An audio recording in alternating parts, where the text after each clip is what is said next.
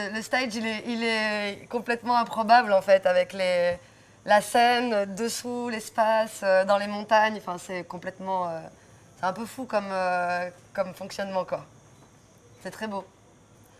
J'ai l'impression qu'en fait, quand je vais dans les pays où ça parle espagnol, vu que j'ai des choses de quand j'étais petite, où on allait beaucoup en Espagne, et c'était un endroit où je me sentais bien parce que vu que j'étais une petite fille, les adultes me parlaient à moi, à Isabelle, pas à l'enfant. Et pour moi, c'était quelque chose de waouh, on me parle à moi, on me voit. Et puis il y avait quelque chose de très animal et qui me plaisait vraiment, quelque chose de très instinctif et très entier quoi. Et du coup, dès que j'entends parler espagnol, j'ai l'impression d'être chez moi et que c'est naturel en fait. Il y a quelque chose qui m'ouvre le cœur. Je ne peux pas expliquer mieux. Je définis pas, c'est plutôt les gens qui la définissent. J'ai plusieurs influences. En fait, j'ai beaucoup d'influences. C'est vrai qu'il y a ce côté très swing manouche qui me représente bien dans mon identité musicale, qui est très forte parce que je pense qu'on ne le voit pas partout, ce truc-là. C'est très français. Et en même temps, c'est de la chanson française parce que mes textes sont en français et que ma langue, c'est le français. Mais l'urbain peut être aussi de la chanson française ou la pop peut être de la chanson française. Donc, à partir du moment où je chante en français, c'est de la chanson française. Et je pense qu'il y a plein d'influences. J'aime la musique latine aussi. Il y a des choses beaucoup plus rock. Dans mon énergie, il y a quelque chose de très rock. Après, c'est assez métissé, mélangé. Et ouais, c'est un mélange de plein de choses en fait. Puis je fais jamais vraiment la même chose non plus. Donc le lien, c'est ma voix et mon amour de la musique. Alors déjà, j'ai pas écrit toutes mes chansons. Des fois, je travaille avec des auteurs-compositeurs. Souvent, je fais un débrief, j'exprime les thèmes que j'ai envie d'aborder. On fait des allers-retours. Des fois, je change toute une partie du texte. Des fois, je vais juste changer la fin, en fait, la fin de la chanson, parce que c'est des fois un peu sombre et tout ça. Et moi, j'aime bien quand il y a une fin heureuse, où il y a toujours une lumière à la fin, quelque chose qui s'ouvre. Il y a toujours quand j'écris aussi, c'est sur l'humain, sur mes relations, sur ce qui me bouleverse. La chose principale, c'est vraiment par rapport à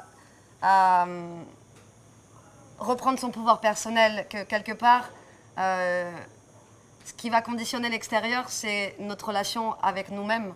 Et que quand on apprend à s'accueillir, à prendre soin de soi, à, vraiment à se comprendre, à se connaître parfaitement, bah, en fait, on commence à changer l'extérieur de la vie. C'est-à-dire que plutôt que de vouloir changer le monde, c'est de transformer ce qui est à l'intérieur et de voir qu'est-ce qui nous met en réaction.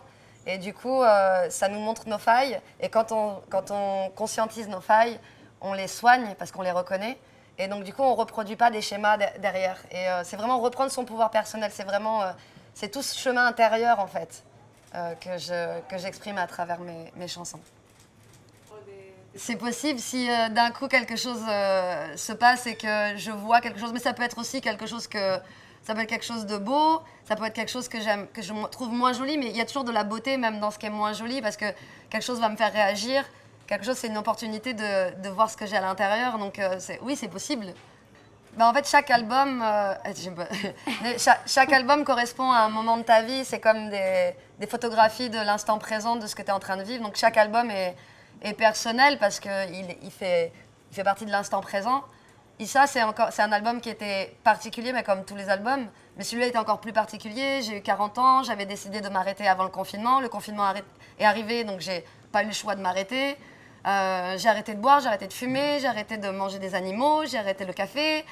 J'ai changé plein de choses dans ma manière de faire. Et c'est surtout que d'un coup, j'étais plus Zaz, j'étais vraiment Isa. Et je me disais, mais ça fait plus de 10 ans que je m'arrête pas, je suis sur la route, c'est génial, j'ai vécu plein de choses, mais où est Isabelle dans ma vie personnelle? J'avais rencontré un homme avec qui je me suis mariée aussi, je suis devenue belle maman, enfin il y a eu tellement d'événements très intenses que j'ai choisi aussi.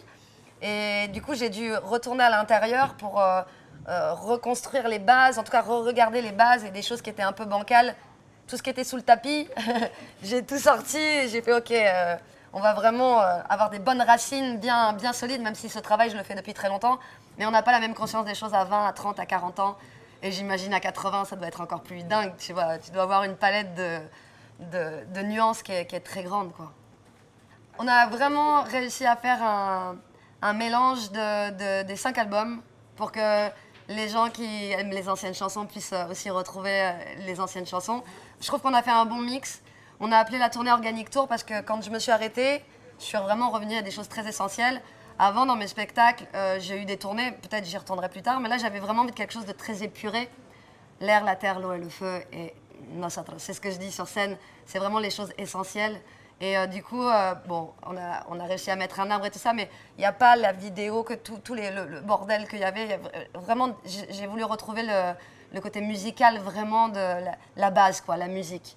Et j'ai des putains de zikos qui défoncent. Et du coup, j'ai une équipe aussi technique. La lumière est incroyable. J'ai vraiment un magicien à la lumière. Et toute l'équipe vraiment fait que c'est très nuancé, c'est très beau. Et je suis très fière de ce spectacle. Ah, moi, je suis toujours admirative. À chaque fois que je vais dans un festival, je joue partout dans le monde. Et des fois, je me retrouve entre des gens. Au Québec, j'ai fait quand même la première partie de Stevie Wonder. Il y avait Zaz, Raphaël Saadiq, Stevie Wonder. C'était juste dingue. Je me suis retrouvée à Samara, en plein Rock on the Volga, un festival métalleux en plein milieu de la Russie, avec Linkin Park. J'arrive pas à le dire, Linkin Park. Comment on dit Linkin Park. Garbage et Zaz. Avec le Proscenium. Enfin, il y avait 230 000 personnes, c'était Woodstock, quoi. C'était complètement dingue. Et c'est vrai, j'ai fait des grands festivals de jazz où d'un coup, il y avait moi dedans avec tous ceux que j'adore, Bobby McFerrin, enfin, plein de gens. Et à chaque fois, je suis waouh, c'est génial parce que du coup, j'ai l'impression que ma musique, on ne peut pas vraiment la classer quelque part et que je peux autant être dans des festivals de rock que dans des festivals de jazz, que dans des festivals pop ou de musique populaire. Et du coup, j'aime le fait de pouvoir être partout comme ça. Coucou, hasta la Occident. On se retrouve ce soir. Je vous embrasse très fort.